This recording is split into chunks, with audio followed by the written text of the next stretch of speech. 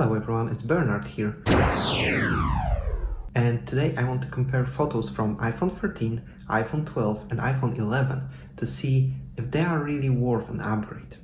Also, this intro is shot on iPhone 13 mini. Okay, let's get down to the photos. So, I want to get it out of the way. The photos I'm about to show you are not perfect conditions. I specifically chosen such photos that are harshest to the camera because, well, in good light, with good subject, every single photo out of any iPhone will look just good. I mean, look at it. Here you have 3 good photos. It's perfect, colors are wonderful, sky is super blue, there's good exposure, the brickwork, the detail is fantastic. So I want to have more situations for the bigger sensor to kick in. So let's go with another photo. So the first one I want to talk is very simple one, and here we perfectly see the difference in each camera.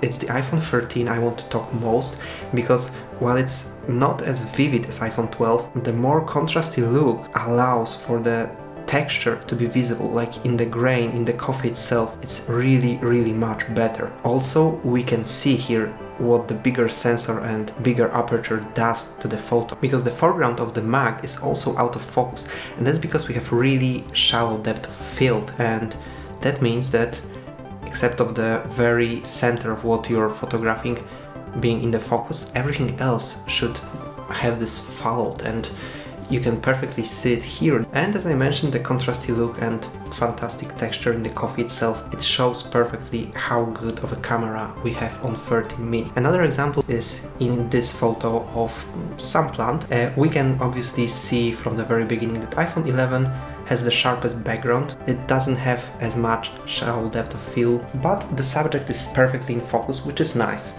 Then we have iPhone 12, and it might look like iPhone 12 has the highest background blur, but I don't think that's the case.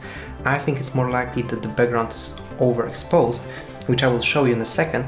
And finally we have iPhone 13, and in this comparison they all look very similar, but when we look closer and at the plant itself, we can see that while iPhone 11 and 12 have very sharp center, iPhone 13 actually look like it if it's out of focus, except of the very top of the plant itself. And that's because there are 2 plants, one by one, and because iPhone 13 has this shallower depth of field, the foreground plant is actually out of focus. And I think this is great because this is not software thing, it's actually hardware doing its job. Now back to the background. As I mentioned, on iPhone 11 it looks the sharpest, maybe a little out of focus. iPhone 12, it looks, again, not really that much blurry, more like out of focus, or if there was a smudge on the camera itself. And on iPhone 13, we can actually see bokeh balls in the top left corner. And look at those great, vibrant colors in the right corner. I mean, this photo just turned out great and exposed the mechanics of the lens itself. Now let's compare portrait mode really quickly. Here we have the front camera, the typical selfie, and as we can see, iPhone 11 did rather poorly. The glasses are not really separated from the background. The background itself is blown out, and I myself am not really that well exposed. On the iPhone 12, I am really well exposed. Like my face is really vibrant, it's visible.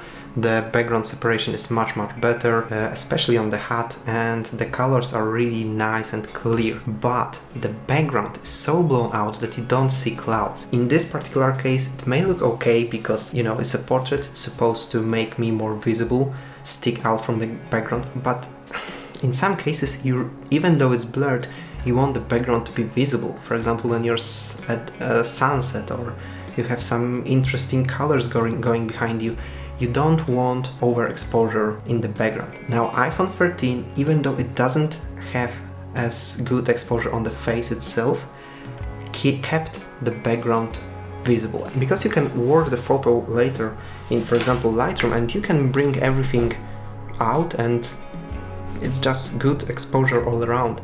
The face is visible, the background is visible, the separation is good, and it's overall very good photo. The Smart HDR4 is doing really good job here.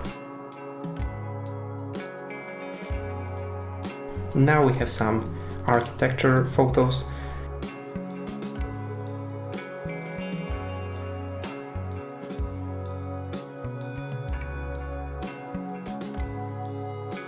And here we have the ultra-wide angle, and as you can see from distance it all looks good, but we already see the lens distortion on iPhone 11. iPhone 12 fixed this, and iPhone 13 obviously kept the same lens, so it's much better than iPhone 11. Basically iPhone 11 stands out in a bad way here, especially when we zoom out. The iPhone 11 has this weird magenta tone, and also we can see in the supporting structure that basically the details are non-existent in iPhone 11, while iPhone 12 and 13 are really comparable here.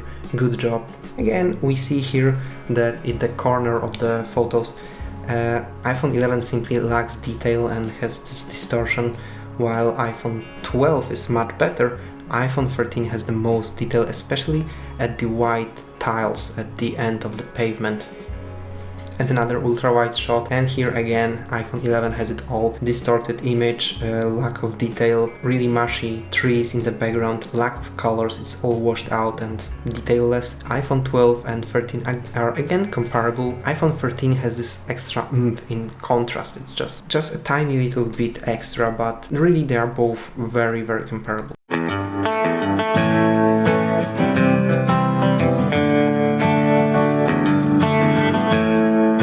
Here we have a portrait mode attempt at the statue, and all the phones failed except iPhone 13, which kinda did portrait but also failed, but at least we can see the details of the statue itself. And again iPhone 13 mini has the most of them, and iPhone 12 this time blown the picture a little bit too much. So the iPhone 11 is better in this case than 12 in my opinion, while iPhone 13 simply wins this round.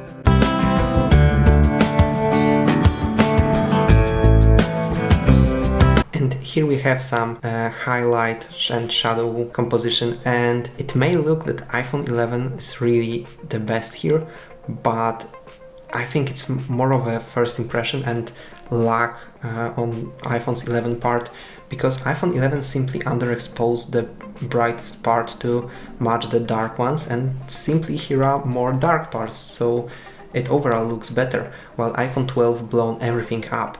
But iPhone 13 combined everything, and you can see that the sign, which is supposed to be very bright, is still bright. You see the shining, you see the lamp shining, but you also see clearly the detail of the roof. So overall iPhone 13 managed the best, but iPhone 11 looks better than 12 because of the circumstances.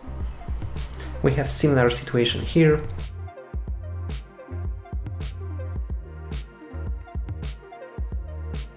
Now we have a night mode shots, and the first thing you may notice is that the iPhone 13 is the darkest one, and that's because iPhone 13 decided to do this photo without night mode. I was doing everything automatically, and iPhone 13 decided that it's enough light.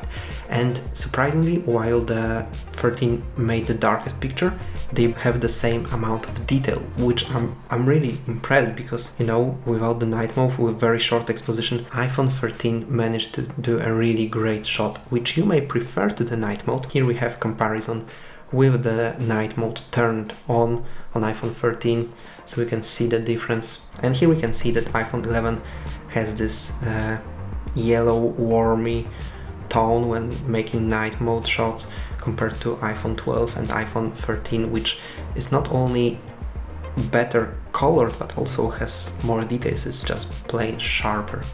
Also iPhone 13 really did a great job capturing the intensive blue sky.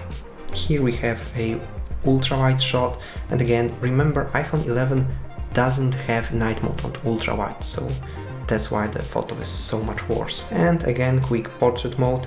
Interestingly, in portrait mode on iPhone's 13 you don't have night mode, you need the LiDAR sensor for this, so that's why those photos aren't that great, but the bigger sensor of iPhone 13 can kick in here and really saves the day, because iPhone 11 managed to separate the background, managed to activate the portrait mode, which iPhone 12 didn't. But when you look on iPhone 13, everything is brighter, more detailed, just simply better, and the colors are also nicer on iPhone 13 because the bigger sensor can capture more light even when the night mode is turned off.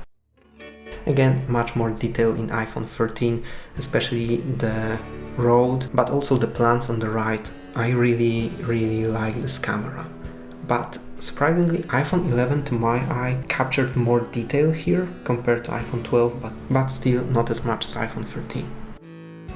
And here we have a final shot when I wanted to capture more detail, some text, some depth, and I'm really surprised because iPhone 13 is so clearly better than the other two iPhones. I mean, look at the stonework on the ground, it's so much sharper than iPhone 12 and 11, and the text is just so, it's popping out. And again, thanks to the better HDR, we can see that the shadows are really dark, they are as they should be.